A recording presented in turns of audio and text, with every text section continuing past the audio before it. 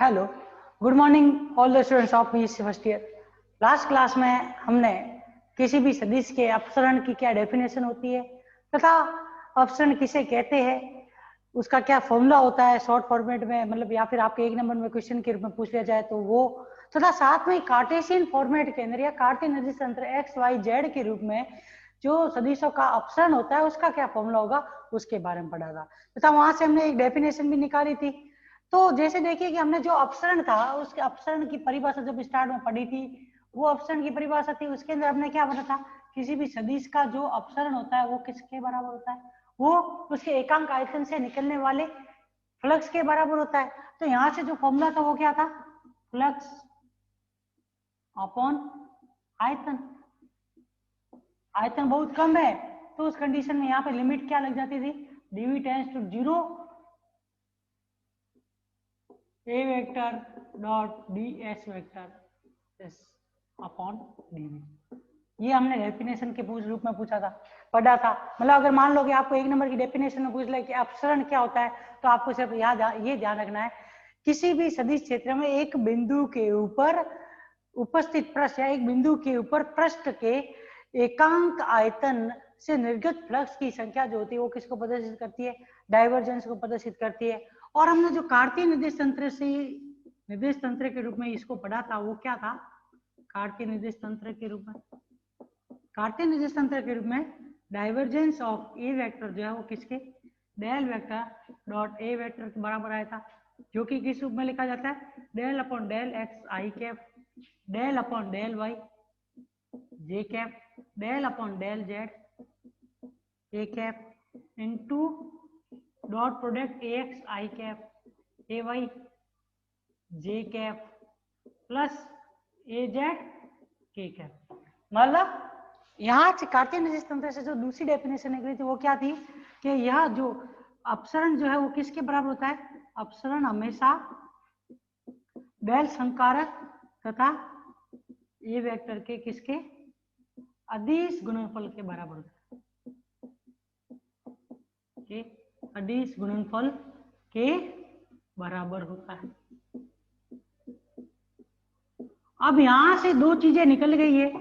मतलब आपको टोटली 3 पढ़नी है, एक कर्ल और बाकी पढ़ना रह गया है। आपने दो चीजें, एक तो प्रवणता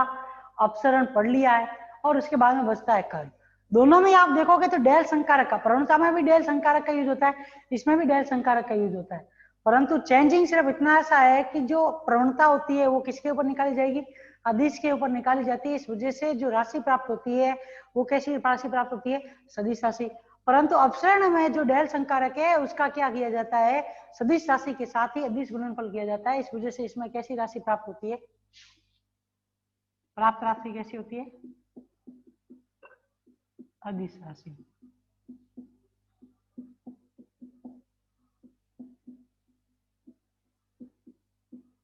अब हमें इसका क्या पढ़ना है, भौतिक महत्व। भौतिक महत्व से मतलब ये है कि जो हम अपसरण पढ़ रहे हैं उसकी वैल्यू किसी भी सदिश राशि या किसी भी सदिश क्षेत्र से संबंधित, जिस सदिश क्षेत्र से संबंधित हम उसका डाइवर्जेंस निकाल रहे हैं, उस कंडीशन में इसकी वैल्यू कब पॉजिटिव होती है, कब नेगेटिव होती है, कब इसका मान 0 होता है, उसके ऊपर कभी कभार 1 नंबर या फिर 3.5 नंबर के अंदर एक न्यूमेरिकल क्वेश्चन पूछ लिया जाता है। तो फिजिकल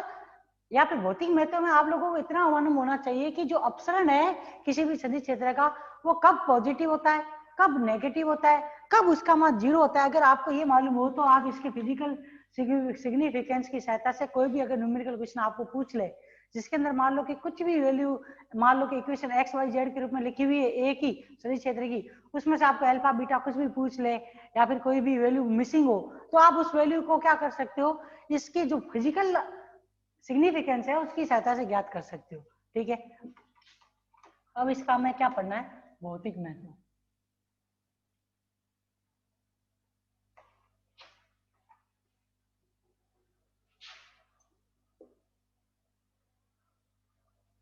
सदिश क्षेत्र के अपसरण का भौतिक महत्व। अब देखिए सबसे पहली चीज इस महत्व के अंदर आप लोगों को ये मालूम होना चाहिए कि अपसरण महत्व में आपको सिर्फ इतनी सी पता होना चाहिए कि ऐसी कौन सा सदिश क्षेत्र है जिसके अंदर इसका मान पॉजिटिव है, नेगेटिव है, किस कंडीशन में होता है उसके अंदर वो पॉजिटिव हो, कौन सी कंडीशन में नेगेटिव होता है, ये सारी चीजें मालूम होनी चाहिए। तो यदि मान लीजिए कि यदि किसी सदिश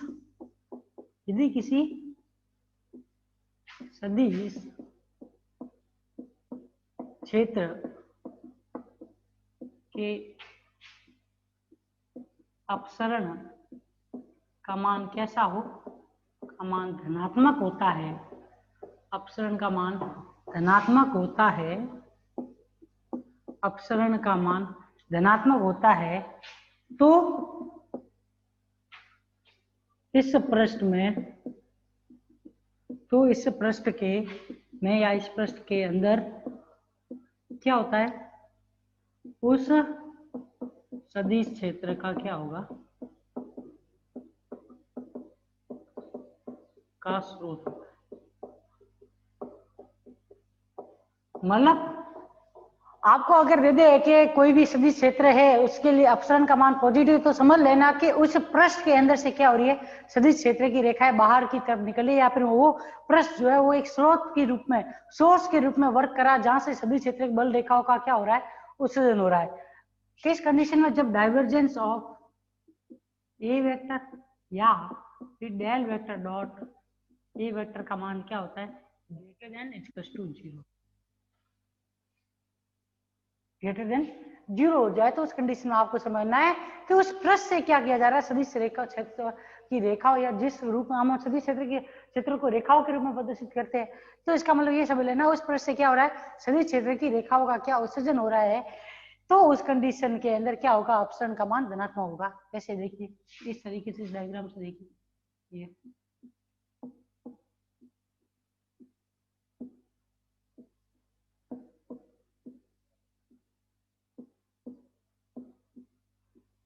ये इस तरीके से हो तो समझ लेना कि अगर इस तरीके का डायग्राम हो या फिर कोई गोलाकार आकृति हो जिसमें से बल रेखा है बाहर की तरफ निकल रही है, और आपको पूछ ले कि इस डायग्राम के लिए सदिश क्षेत्र का अपसरण क्या होगा, तो आपको इतना सा ध्यान रखना है, सदिश क्षेत्र का अपसरण का मान कैसा होगा, पॉजिटिव होगा, उसके अंदर आपको इतना सा ध्यान रखना है, ठीक है ना। अब इसी प्रकार से एक इसका और फिजिकल, मैं तो मतलब जिसका फर्स्ट पॉइंट हो गया, इसका फिजिकल सिग्निफिकेंस का दूसरा पॉइंट है, वो क्या है,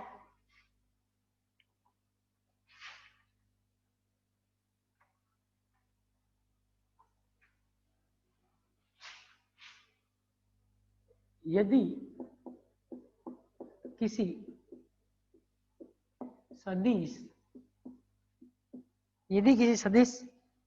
क्षेत्र का अपसरण क्या है, अपसरण नेगेटिव ऋणात्मक है, तो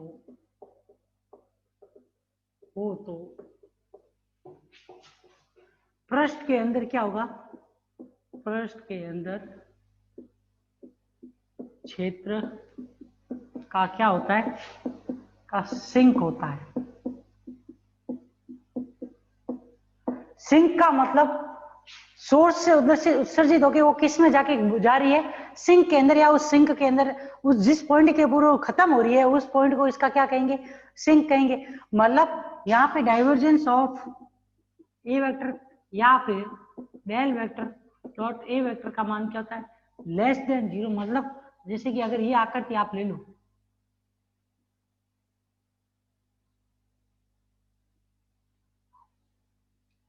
थोड़ी सी अच्छे से बनाते हैं,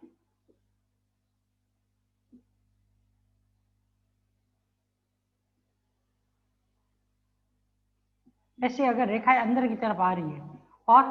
खत्म हो रही है यहाँ पर इस बिंदु के ऊपर, तो इसका मतलब समझ लेना कि ये जो है, ये पृष्ठ जो है, इस पृष्ठ के अंदर क्या है, सदिश क्षेत्र का क्या है, एक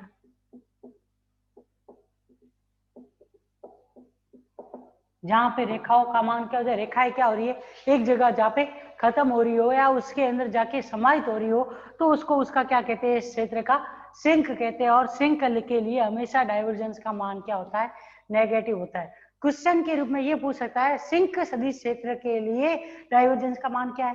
तो उस कंडीशन में आपको ये ध्यान रखना है del vector dot A vector का मान हमेशा उसके लिए क्या होता है, जीरो होता है। अब आप बुक में देखोगे तो इसके लिए क्या है, इसको एग्जाम्पल के रूप में विद्युत क्षेत्र को लेके सॉल्व किया गया है। विद्युत क्षेत्र के क्षेत्र में जो फ्लक्स है उसको लेके, फ्लक्स का मान एक बार नेगेटिव, एक बार पॉजिटिव और एक बार जीरो बताया गया है। तो उसमें क्या है, उसमें यही लिया गया है। अब यहाँ पे इसको आप लिखोगे तो कैसे लिखोगे, S A vector dot D S vector 1/dv लिखोगे। और अगर इलेक्ट्रिक फील्ड के लिए लिखोगे तो क्या होगा, S E vector dot D S vector. इसका मान अगर greater than zero, less than zero, greater than zero मतलब वहां से सदिश विद्युत क्षेत्र का क्या हो रहा है, उत्सर्जन हो रहा है। सिंक मतलब उस पृष्ठ के अंदर सदिश विद्युत क्षेत्र क्या हो रहा है, एक जगह पे जाके क्या हो रहा है, एक बिंदु के ऊपर जाके खत्म हो रहा है या फिर उसके अंदर एकत्रित हो रहा है, तो वो उसका क्या कहलाएगा, सिंक कहलाएगा। तो आप लोगों को उसमें कंफ्यूज होने की जरूरत नहीं है। ये बस आपको 3 पॉइंट है इसके अंदर, एक तो ये नेगेटिव वाला, एक है पॉजिटिव वाला, और तीसरा जो है सबसे लास्ट क्वेश्चन है, जो ये लास्ट महत्व इसका है, वो है इसका मान जीरो कौन सी कंडीशन में होगा, या फिर जीरो मान वाले सदिश क्षेत्र को कैसा सदिश क्षेत्र बोलते हैं, वो भी हमें मालूम होना चाहिए।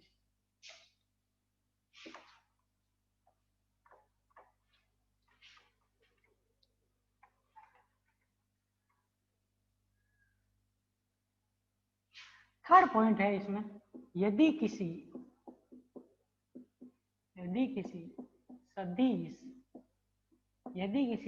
सदिश क्षेत्र के अपसरण का मान क्या हो जाए, कि अपसरण का मान शून्य होता है,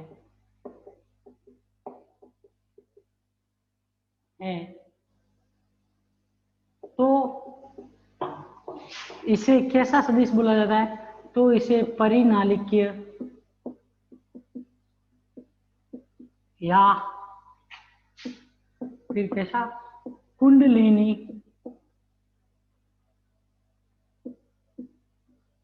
सदिश क्षेत्र कहते हैं।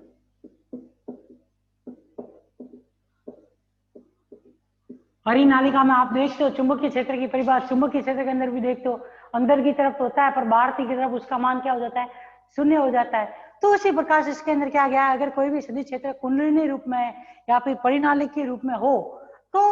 उस कंडीशन के अंदर उस सदिश क्षेत्र के डाइवर्जेंस का मान क्या होता है, शून्य होता है। ऐसे मान लीजिए अगर कोई भी क्वेश्चन में दे दिया, एक इक्वेशन दे दी, और उस इक्वेशन के अंदर मान लो कि वो एक सदिश क्षेत्र दे दिया एक्स वाई जेड, या फिर आप ये कह सकते हो कार्टेशियन फॉर्म में, उसमें से किसी भी एक अक्ष के अनुदिश उस सदिश क्षेत्र के अंदर अल्फा, बीटा या गामा के रूप में कोई वैल्यू ज्ञात करनी हो, और बोल दिया जाए कि जो ये क्षेत्र है ये कैसा है, परिनलिकीय या कुंडलिनी सदिश क्षेत्र है, तो उस कंडीशन में आप डाइवर्जेंस ऑफ ए वेक्टर का मान किसके बराबर रखोगे, जीरो के बराबर रखोगे, और सॉल्व करोगे तो वैल्यू निकल जाएगी। तो आप लोगों को ये ध्यान रखना है, परिनालिकीय या कुंडलिनी सदिश क्षेत्र जो होता है उसका मान क्या होता है, जीरो के बराबर होता है, या फिर ये कह सकते हो डाइवर्जेंस ऑफ वेक्टर किसके लिए जीरो होगा, परिनालिकीय या कुंडलिनी सदिश क्षेत्र के लिए। जैसे कि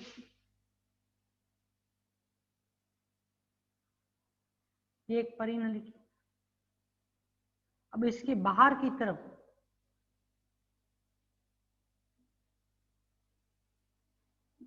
ठीक है, अब इसके लिए क्या होता है, हमेशा डाइवर्जेंस का मान किसके लिए क्या होता है, जीरो होता है। ये आपको ध्यान रखना है, मतलब जितना अंदर उतना बाहर हो जाएगा। तो उस कंडीशन के अंदर क्या हो जाता है, डाइवर्जेंस का मान किसके बराबर आ जाता है, जीरो के बराबर आता है। ये आप लोगों को इसके अंदर ध्यान रखना है। ठीक है, ये इसके फिजिकल महत्व है। इसी के आधार के ऊपर आपको क्या करना होगा, आगे क्वेश्चन पढ़ने होंगे,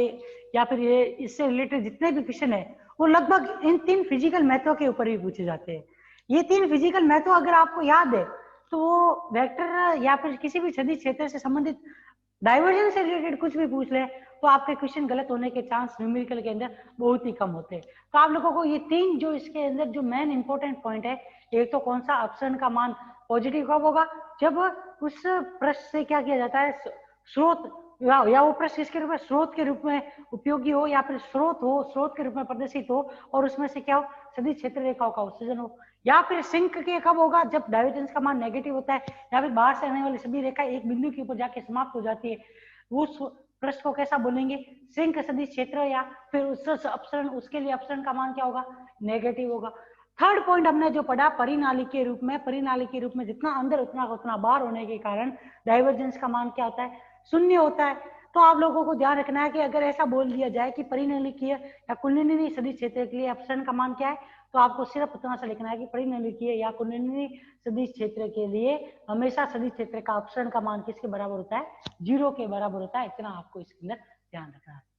अब आगे की जितनी भी 2-3 अभी क्लास चलेगी उसमें हम इससे रिलेटेड न्यूमेरिकल क्वेश्चन करेंगे। क्यों? क्योंकि आप लोगों को जो डाइवर्जेंस है या फिर प्रवणता, जिससे कि डाइवर्जेंस हो गया, ग्रेडियंट हो गया, इनसे रिलेटेड जितने भी क्वेश्चन है वो जितने ज्यादा से ज्यादा आप क्वेश्चन सॉल्व करोगे तभी ये यूनिट आपके लिए हो सकेगी। क्योंकि जो फर्स्ट यूनिट है उससे न्यूमेरिकल ही ज्यादातर पूछे जाते हैं। थ्योरी के पूछने के या थ्योरी से रिलेटेड क्वेश्चन पूछने के चांस 1 नंबर में या 3.5 नंबर में बहुत ही कम होते हैं। 7.5 नंबर में अगर मान लो डेरिवेशन पूछ भी लिया तो उसके साथ में भी हमेशा एक छोटा सा न्यूमेरिकल पूछा जाता है, इसलिए आपको इसके ऊपर न्यूमेरिकल आना भी बहुत ज्यादा जरूरी है।